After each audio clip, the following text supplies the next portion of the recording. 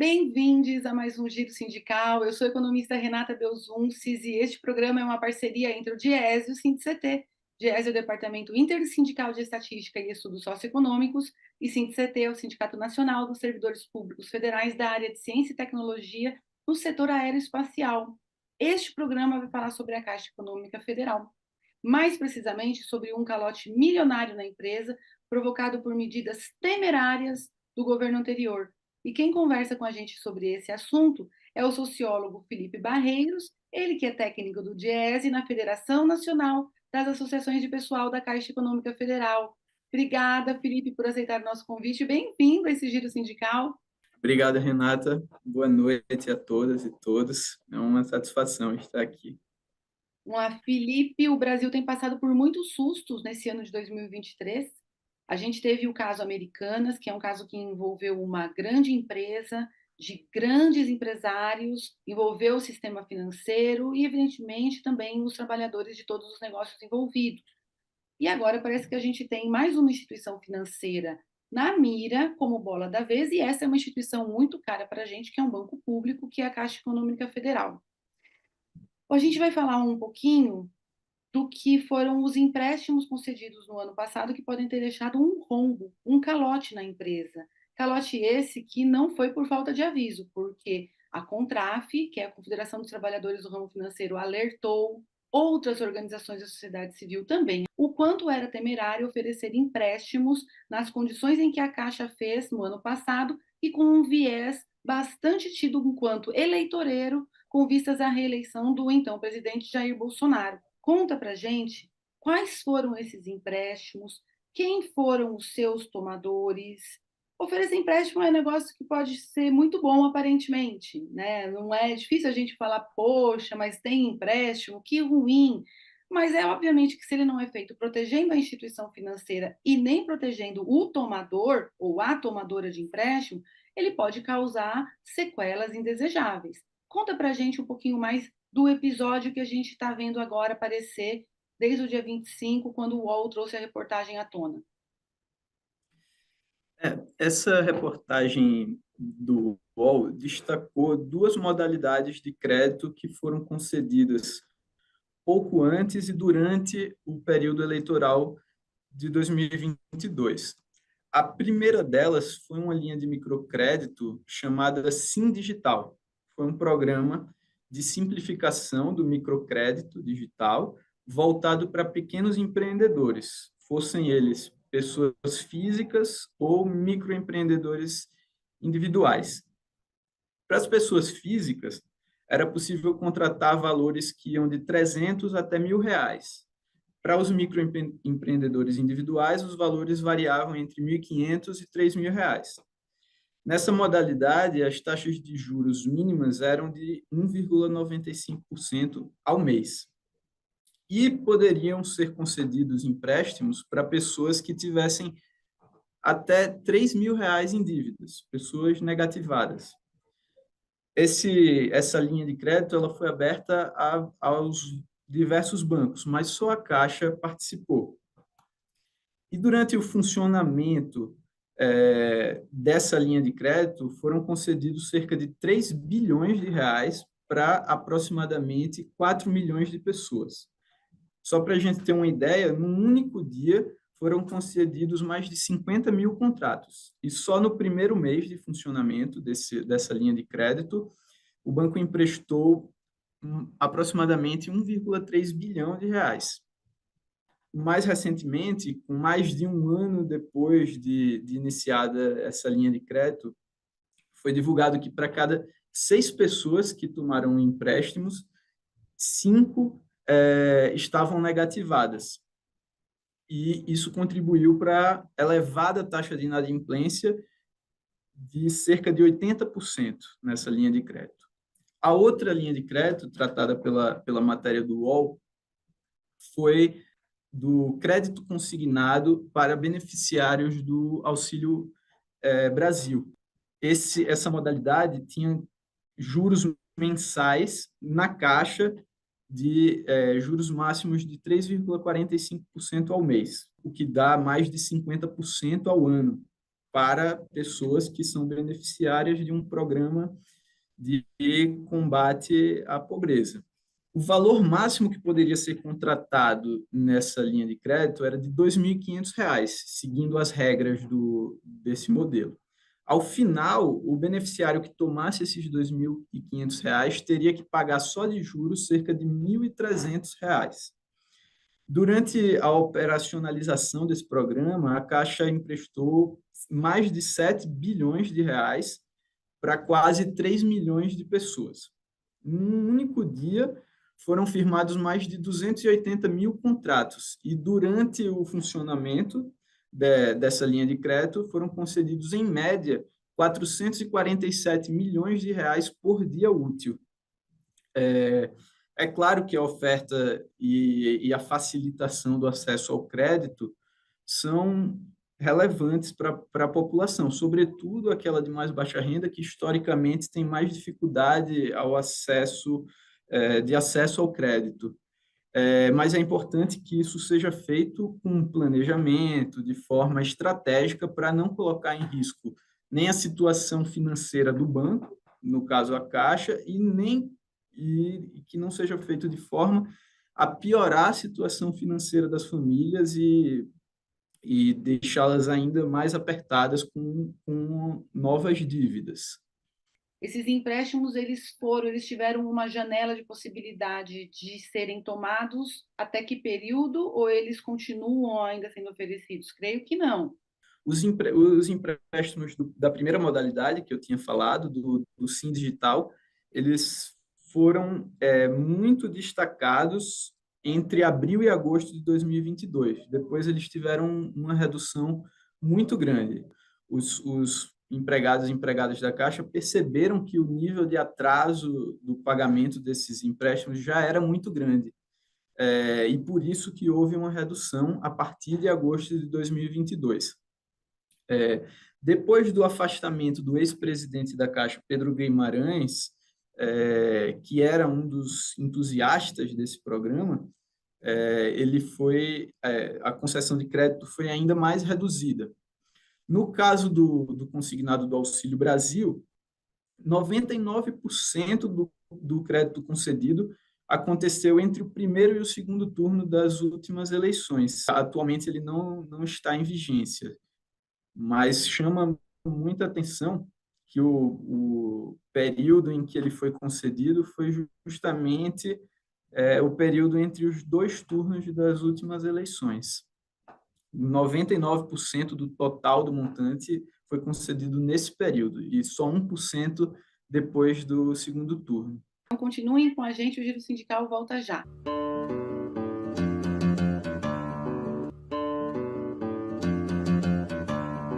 Giro Sindical está de volta e este programa recebe o sociólogo Felipe Barreiros conversando com a gente sobre a situação da Caixa Econômica Federal.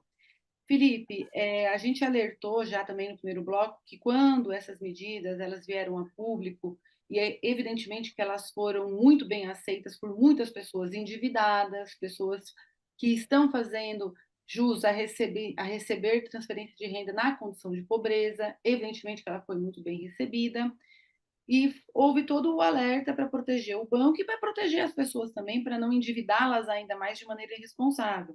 Mas é um aspecto que você falou no último bloco, logo ao finalzinho, sobre o empréstimo do Auxílio Brasil, o consignado a partir do Auxílio Brasil, que teve uma vigência entre o primeiro e o segundo turno.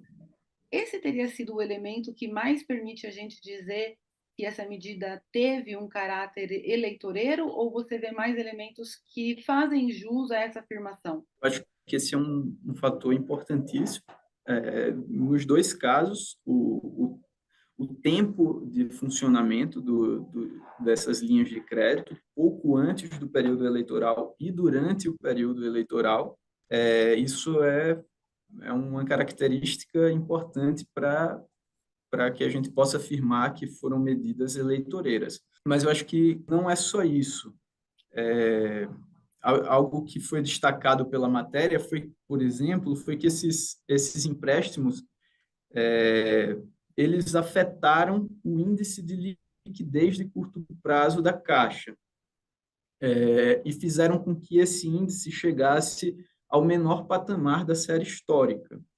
Ou seja, é, a concessão dessas modalidades de crédito, sem o planejamento devido, sem as estratégias devidas, eles foram prejudiciais à sustentabilidade financeira do banco, ou seja, colocaram em risco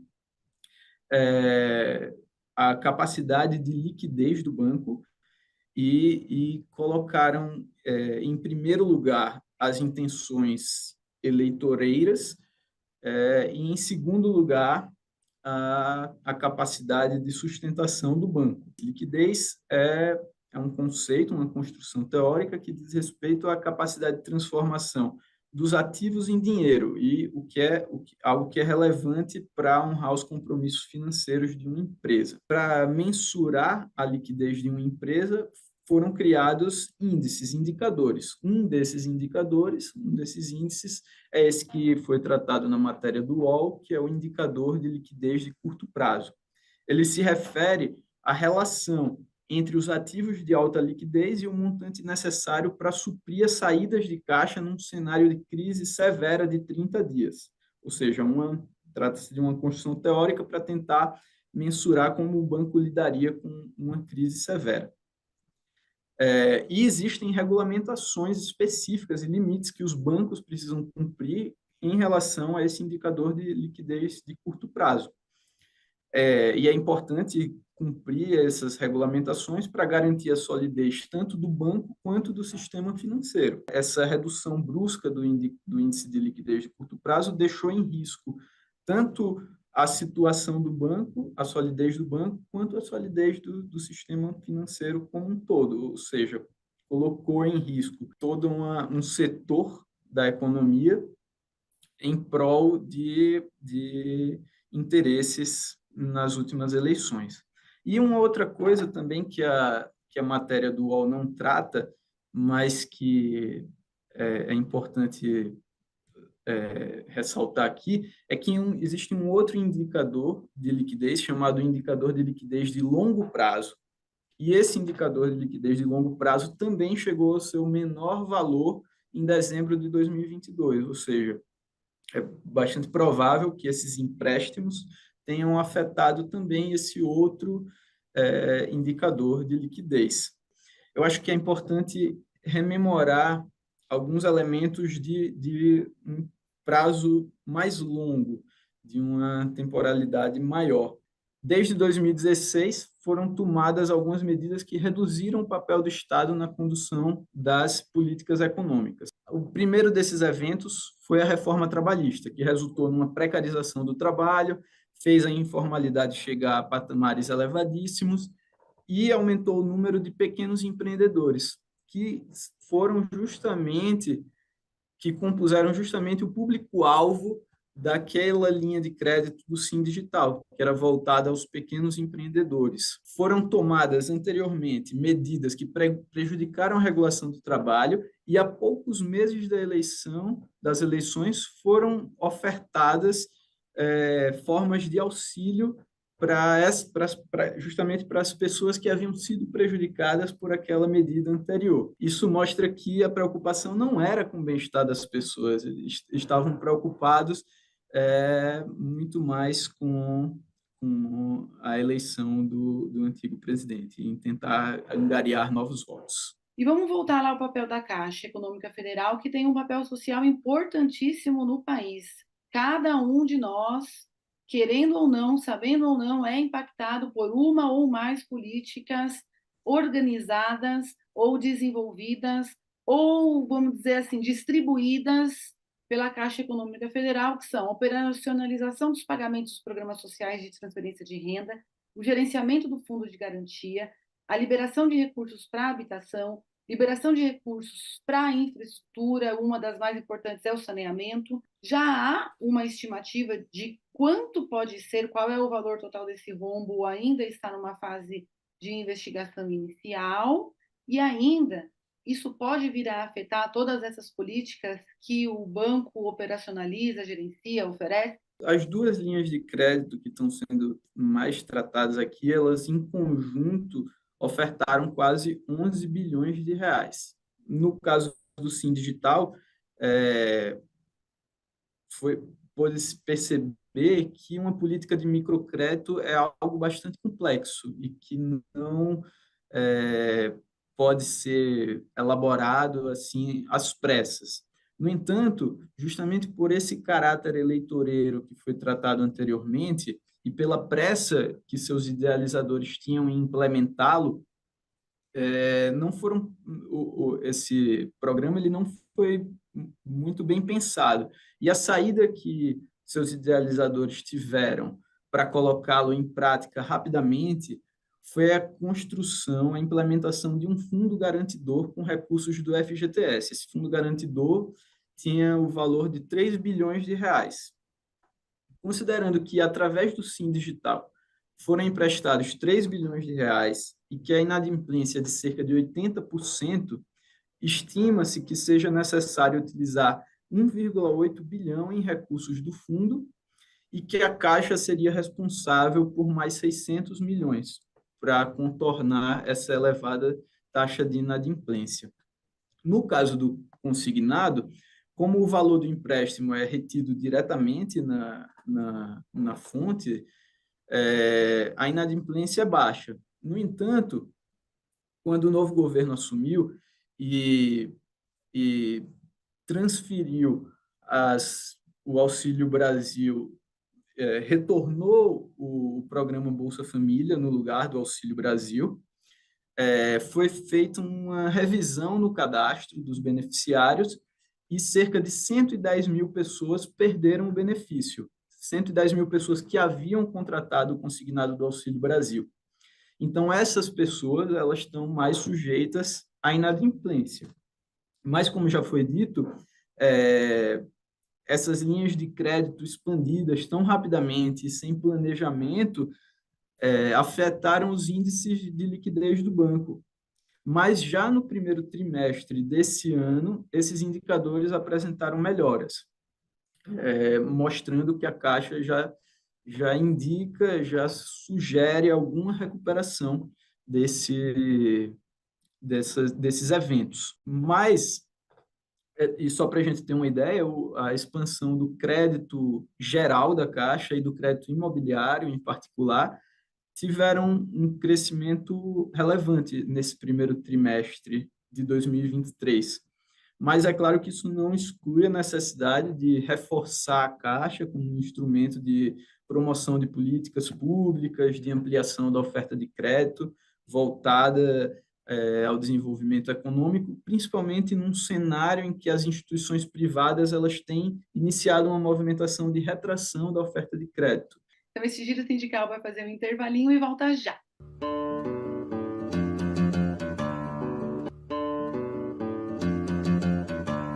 O Giro Sindical está de volta e este programa recebe o sociólogo Felipe Barreiros e nós estamos aqui conversando sobre a Caixa Econômica Federal. E a Caixa tem sim o papel de prover empréstimo para as pessoas mais vulnerabilizadas, mas que isso tenha que ser feito em condições em que não as vulnerabilize ainda mais. E toda a sua explicação vai sempre remetendo a origens dessas vulnerabilidades, né? Então, para que a gente tenha um entendimento comum de que ninguém aqui, nem eu, nem você, nem o Diese, nem a Caixa, a gente se opõe ao empréstimo, ao microcrédito para as pessoas que são as mais vulnerabilizadas, que mais precisam. Mas que, a depender da maneira como isso é feito, não resolve o problema delas, e sim piora o problema delas. Cobrar 50% de juros de quem recebe transferência de renda pela condição de pobreza é algo, no mínimo, paradoxal. E o que se fala, Felipe, sobre a responsabilização deste calote? Saiu uma matéria, né, nessa semana com declarações da presidenta da Caixa, Rita Serrano, que anunciou que as medidas que foram tomadas estão sendo investigadas pelos órgãos competentes e também internamente pela Caixa. Eu acho que é preciso acompanhar com cuidado os resultados dessas investigações e que, caso seja confirmado que as medidas foram tomadas sem nenhuma preocupação com a integridade do banco e que tinham intenções meramente eleitoreiras, é fundamental que as pessoas que estavam por trás disso sejam responsabilizadas devidamente, porque pode ter significado um prejuízo grande para o banco e também para a sociedade. O fato, né, Felipe, é que no governo Bolsonaro a vida não foi fácil para muitos setores da população e para os mais pobres, como sempre, não poderia deixar de ser, foi sempre muito mais difícil, né?